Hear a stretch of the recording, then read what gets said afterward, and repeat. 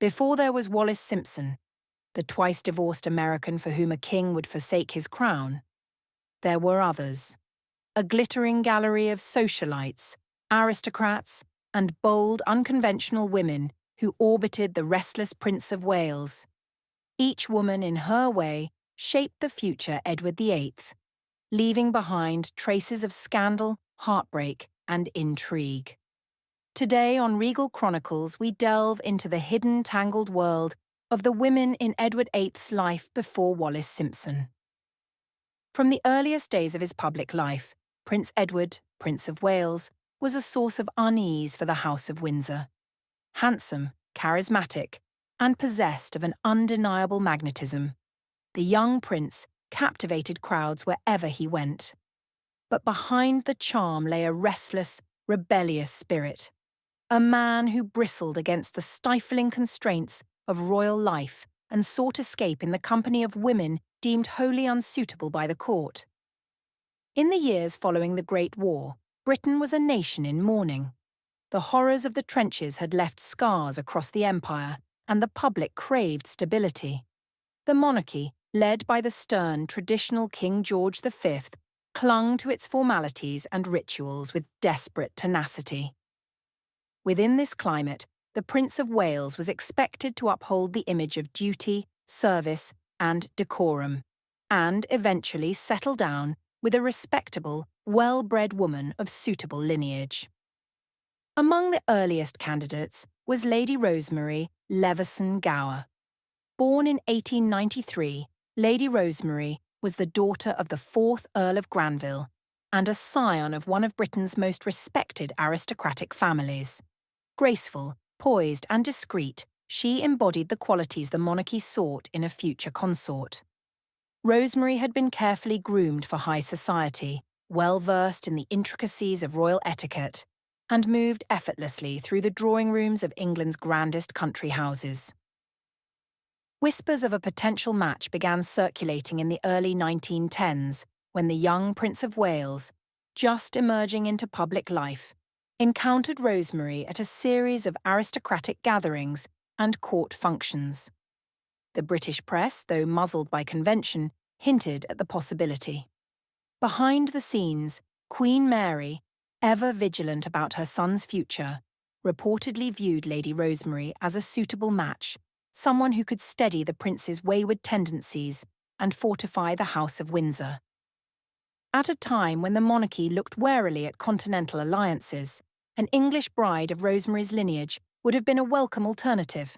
Her mother, Lady Rose Bowes-Lyon, was a cousin to the future Queen Elizabeth, the Queen Mother, strengthening the royal family's ties within the British peerage.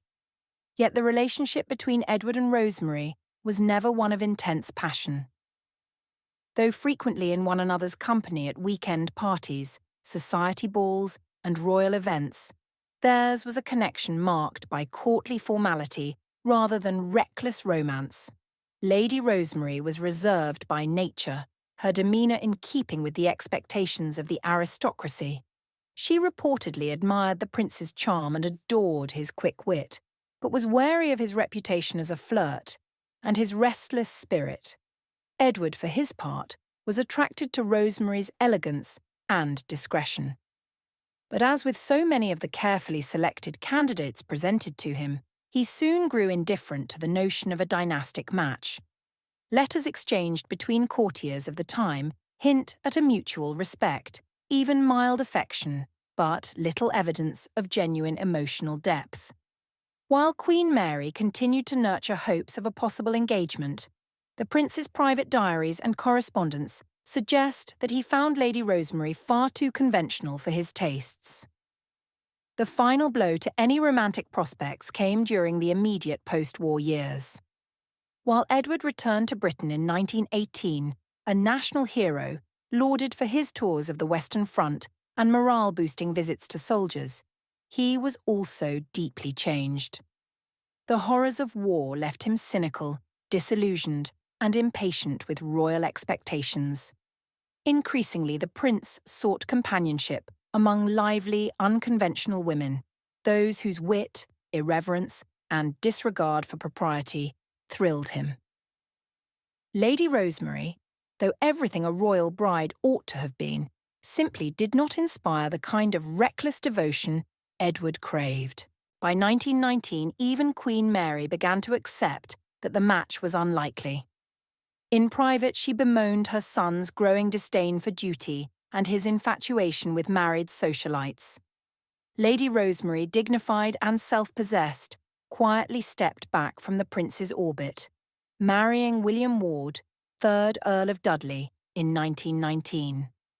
In the years that followed, Lady Rosemary remained a respected figure in society and at court, eventually becoming a lady-in-waiting to Queen Elizabeth, the Queen Mother.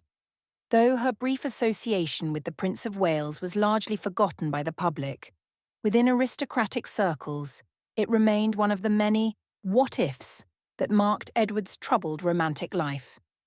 With Lady Rosemary out of the picture, royal courtiers turned their attention overseas. In the search for a suitable bride, various foreign princesses were discreetly considered. Among them, Princess Marie-José of Belgium. The youngest daughter of King Albert V of Belgium, Marie-José was beautiful, cultured, and of impeccable Catholic pedigree, though this religious difference alone presented a significant obstacle. Ultimately, the idea came to nothing, as Edward showed little interest, and Marie-José went on to marry the Crown Prince of Italy. Princess Ingrid of Sweden, a charming, vivacious young woman with close ties to the British royal family, Ingrid was viewed as another possible candidate. She was well liked by Queen Mary, who admired her grace and quiet confidence. But again, Edward remained indifferent, finding dynastic marriages a dreary prospect. Other names occasionally floated by the court included Princess Olga of Yugoslavia and Princess Marina of Greece and Denmark, the latter eventually marrying Edward's brother Prince George, Duke of Kent. The truth was that Edward had, by this stage, established a clear pattern in his romantic life. He was drawn not to princesses and debutantes, but to spirited, worldly women, often married, often older, and almost always controversial. In private, courtiers despaired at his aversion to duty and his growing fascination with scandal. Even as Lady Rosemary represented everything the monarchy desired, Edward longed for the company of women who defied convention. As one courtier would later remark, the prince was happiest in the company of those who laughed too loudly, danced too wildly, and cared too little for the court's disapproval. This yearning for the forbidden would define the prince's love life for decades, culminating, of course, in the most scandalous love affair of the 20th century. If Prince Edward, Prince of Wales, had a type, it began, unmistakably, with Freda Dudley Ward. A woman of charm, wit, and quietly defiant independence, Freda embodied everything that Edward craved and everything the court feared. Born Winifred May Birkin in 1894, Freda was the daughter of Sir Thomas Birkin, a wealthy Nottingham lace manufacturer. Though not born into the aristocracy, Freda's family was affluent and well-connected within upper-class society. In 1913, at the age of 19, she married William Dudley Ward, a Liberal Member of Parliament and prominent sportsman. It was, by all accounts, a conventional and socially advantageous match. The couple had 2 daughters, Penelope and Claire. But Freda's marriage, like so many of her class and era, was one of mutual convenience rather than romantic fulfillment. In 1918, as Britain was staggering under the weight of the Great War's final year, Prince Edward met Freda at a society gathering. Edward, freshly returned from morale-boosting tours of the Western Front, was a national icon. Freda, with her striking dark hair, sparkling wit, and easy laugh, immediately caught his attention. What began as a flirtation over cocktails and clever banter swiftly blossomed into something far deeper. Freda was everything the prince found lacking within the stiff, stifling walls of Buckingham Palace, warm, worldly, affectionate, and delightfully irreverent. Their relationship moved with the giddy intensity of wartime romance. Within weeks, Edward was besotted. he would visit Freda's home at number 15 Grosvenor Square under the guise of evening drives or discreet dinners. The pair shared private rendezvous in country houses and quiet corners of London's elite clubs. Freda, unusually for a woman of her time and position, was unapologetically herself. She refused to play the demure, deferential mistress. Instead, she teased, challenged, and soothed the prince in equal measure. She gave him what no one else in his gilded, isolated world could: intimacy without obligation. For over a decade, from 1918 to 1929, Freda Dudley Ward remained Edward's most enduring mistress. Their affair unfolded in the heady years of the Roaring Twenties, a time of jazz parties, scandalous new fashions, and post-war disillusionment. Within London's elite circles, the relationship was an open secret. Freda was a fixture at social events attended by the prince, seated conspicuously at his side. Their closeness was so apparent that courtiers quietly despaired, but officialdom turned a blind eye. The British press, bound by an unspoken understanding with the palace and an era's sense of propriety, studiously ignored the affair. To the public, Edward remained the dashing, unmarried Prince of Wales, a beloved bachelor prince. But behind palace gates and the heavy drapes of London's drawing rooms, everyone knew Freda was the woman who truly held his heart. Freda's influence on Edward was profound. She became his confidant, advisor, and emotional anchor. It was to Freda that he poured out his frustrations with court life, his strained relationship with his father, King George V, and his growing weariness with the burdens of royal duty. In one rare, candid letter to Freda, preserved in the royal archives, Edward confessed, "I've never loved anyone as I love you, and never shall." Such declarations underscored the depth of his attachment. Freda was, in every sense, the prince's first great love. Their affair set a clear precedent. From Freda onwards, Edward would be drawn almost exclusively to married women of strong character, worldly experience, and unorthodox charm. These were women unencumbered by the obligations of a dynastic marriage, and therefore free to offer companionship on his terms. While Queen Mary, a paragon of Edwardian propriety, was horrified by her son's infatuation, King George V displayed a typically pragmatic attitude. The king loathed scandal, but understood the value of keeping his son's indiscretions discreetly managed. Provided the affair remained private, and Freda did not presume to wield influence in court affairs, it was reluctantly tolerated. Courtiers, however, fretted over Freda's sway. Sir Alan Tommy Lascelles, the prince's private secretary, noted in his diaries the prince's increasing obsession with her. Lascelles feared Freda would prove a distraction from Edward's official duties and encourage his growing disdain for protocol. Their relationship caused tension not only within the royal household, but among Freda's own social set. Though some admired her daring, others whispered that she had overstepped the invisible line between mistress and influence wielder. As the 1920s drew to a close, the unthinkable began to happen. Freda's hold over Edward began to loosen. After more than a decade, the prince's restless nature reasserted itself. The heady thrill of their early romance faded into comfortable routine. While Freda remained deeply attached to Edward, his attentions began to stray. Enter a new figure. Thelma Furness, another married socialite with a magnetic personality and a hint of American audacity. Edward's infatuation with Thelma in the early 1930s marked the beginning of Freda's eclipse. Though their intimate relationship waned, Freda and Edward remained close friends. She would continue to correspond with the prince for years, and in quieter moments, Edward would nostalgically recall the easy warmth and undemanding affection she had offered him in those post-war years. In 1931, Freda divorced William Dudley Ward, further scandalizing polite society.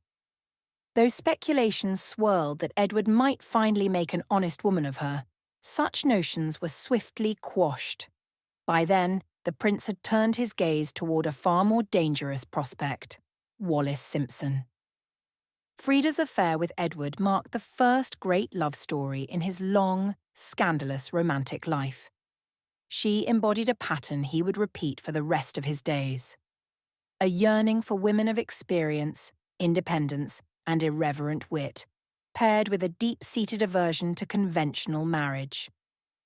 Within the royal family, Freda was quietly forgotten, an inconvenient memory swept aside by the seismic scandal of the abdication years later.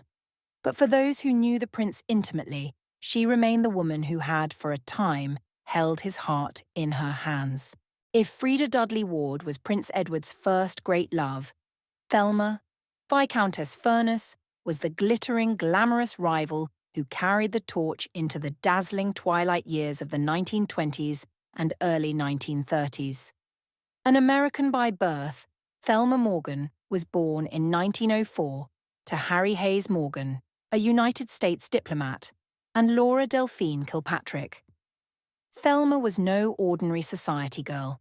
She and her identical twin sister, Gloria Morgan, moved through the upper echelons of New York, Paris, and London society with effortless charm. Gloria, incidentally, would go on to marry Reginald Vanderbilt and become the mother of the future style icon, Gloria Vanderbilt. Thelma's upbringing was one of glittering ballrooms, elite finishing schools, and an early introduction to the intoxicating mix of wealth and scandal. She married Marmaduke Furness, 1st Viscount Furness, one of Britain's wealthiest shipping magnates in 1926. It was her second marriage, and like many transatlantic unions of the era, it was as much a social alliance as a love match. By 1929, Thelma and Marmaduke's marriage was unravelling. Thelma, chic, vivacious, and famously flirtatious, was restless. It was in this climate that she crossed paths with the Prince of Wales. From the moment they met, the chemistry between Thelma and Edward was undeniable. The prince, forever drawn to confident, worldly women, was captivated by Thelma's American directness, her modern sense of style, and her irreverent humour. She was, in every sense, the embodiment of jazz-age glamour. A woman who exuded the restless energy of an era unshackled by Victorian restraint. Their affair began discreetly, with stolen glances at London dinner parties and flirtatious exchanges at society balls. But it swiftly escalated into one of the prince's most notorious romances. Thelma's life of glittering house parties, country weekend retreats, and risque high society diversions suited Edward perfectly. She introduced him to a world far removed from the dour court functions and stiff diplomatic engagements demanded by King George V. The prince spent increasing amounts of time at Thelma's elegant residences, notably Borough Court, a sprawling Leicestershire estate where the British aristocracy gathered for weekends of hunting, drinking, and scandalous gossip. It was at Borough Court, in January 1931, that Thelma would unknowingly introduce the greatest rival of her life. Among the guests at one of Thelma's famous house parties was a fellow American socialite, Wallis Simpson. At the time, Wallis was married to her second husband, Ernest Simpson, a mild-mannered British-American shipping executive. She was clever, sharp-tongued, and exuded a boldness that intrigued the prince. When Edward was introduced to Wallis, there was little immediate spark. She was simply another figure in the prince's vast social orbit, amusing, yes, but unremarkable in the moment. No one could have predicted the storm that would follow. For several years, Thelma Furness maintained her position as Edward's favored companion. She was more than a mistress. She was a hostess, confidant, and social gatekeeper. It was through her that the prince accessed the most fashionable corners of British and American high society. Their affair was an open secret in court circles. While Queen Mary and King George V disapproved, they turned a blind eye, provided Thelma made no public claims to Edward's affection. British newspapers, still observing the long-standing code of royal discretion, remained silent. Thelma basked in her royal lover's attention, and for a time, she genuinely believed she had secured a lasting place in his heart. Her glamour and daring American charm seemed to offer the prince a glittering escape from the burdens of kingship. But, as with Freda before her, Edward's affection was capricious. In 1934, Thelma made what would prove to be a catastrophic mistake. She departed for an extended trip to America to visit her twin sister Gloria, who at the time was embroiled in a notorious custody battle for her daughter, young Gloria Vanderbilt. Thelma's absence created a vacuum, and into that space stepped Wallis Simpson. During those crucial months, Wallis insinuated herself ever deeper into Edward's inner circle. She accompanied him to private dinners, weekend retreats, and even quiet family occasions. Her bold, bracing manner, part motherly caretaker, part sharp-tongued conspirator, ensnared the emotionally needy prince. When Thelma returned from America later that year, she found that her place had been usurped. Wallis was now firmly entrenched at Edward's side. Thelma was devastated. She had not only lost her lover, but also her carefully cultivated position within the royal social world. The betrayal cut deeply because it came at the hands of a woman she had considered a friend. In her memoir, Double Exposure, Thelma later wrote with bitter poignancy, "I left a friend alone with a lonely man, and she took my place." In the aftermath of the rupture, Thelma withdrew from royal circles. Marmaduke Furness divorced her, citing adultery, a scandal eagerly devoured by London society, even if officially ignored by the press. Thelma retreated to America, where she lived in relative obscurity, occasionally appearing in society pages as the elegant twin of the ever-controversial Gloria Morgan Vanderbilt. She would never regain her former prominence in Britain.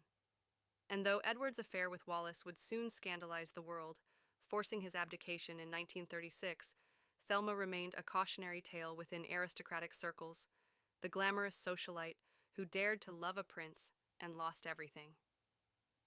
Thelma's relationship with Edward, though often overshadowed by the cataclysmic love affair that followed, was pivotal. She offered him a glittering, hedonistic world at a time when he was growing increasingly disillusioned with the obligations of the crown. She was also, crucially, the woman who brought Wallis Simpson into his orbit.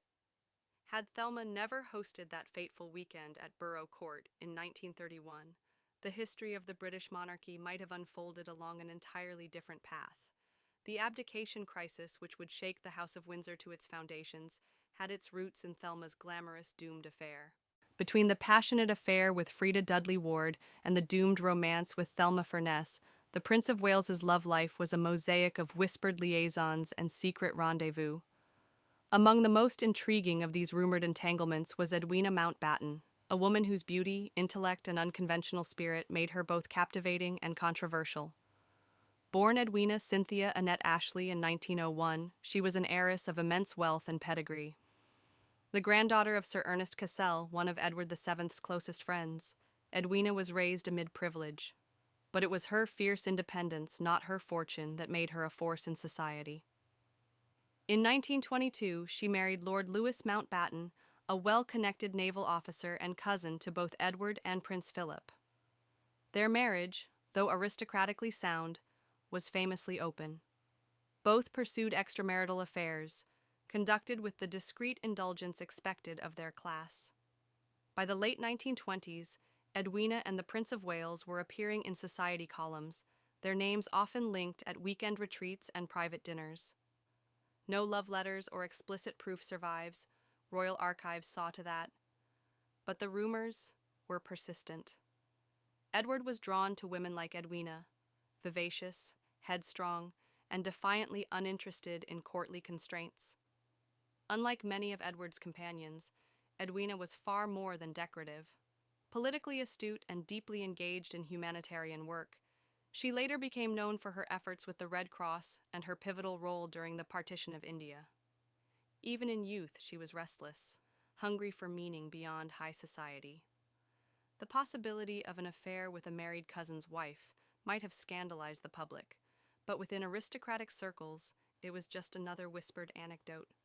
Discretion was the unspoken rule, and Edwina, like Edward, excelled at it.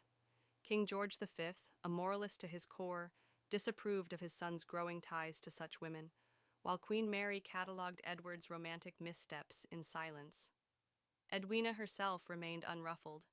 Her unconventional marriage allowed her a freedom most women of her time were denied. In later years, her alleged romance with Indian Prime Minister Nehru drew far more attention than any whispered link to Edward ever had.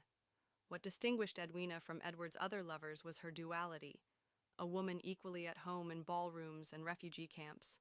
Glamorous, yes, but also driven, daring, and grounded in a world beyond royal pomp. That duality was perhaps what most intrigued Edward. The rumored affair between Edwina and the Prince of Wales remained just that, a rumor. No scandal broke, no confessions emerged. Unlike Freda or Thelma, Edwina left behind no public trace of passion. Instead, she exists as an elegant enigma in Edward's tangled romantic past, her name a whispered footnote in diaries and private recollections. Yet her presence is revealing. Not because she was the great love of Edward's life, but because she embodied the kind of woman he consistently sought. Independent, intelligent, and unconcerned with the crown's suffocating expectations. As one society hostess once quipped, Edward didn't seek wives, he sought accomplices. For a time, Edwina Mountbatten may have been exactly that. As the 1930s progressed, the divide between Edward's private passions and public duty became stark. What had once seemed like youthful indiscretions now hardened into a pattern that alarmed the monarchy and captivated the public. Edward, heir to one of the world's most storied thrones, seemed determined to chart his own path. His father, King George V, a man of order and discipline, watched with growing dismay. To him, Edward's behavior wasn't simply rebellious, it was a threat to the monarchy itself. The prince's neglect of duty, his affairs with married women, and his disdain for state responsibilities were an affront to everything George believed a sovereign must be. Despite repeated efforts to steer him back to the expected path, marriage, decorum, preparation for the crown, Edward resisted. Queen Mary, reserved and staunchly loyal to royal tradition, worried deeply.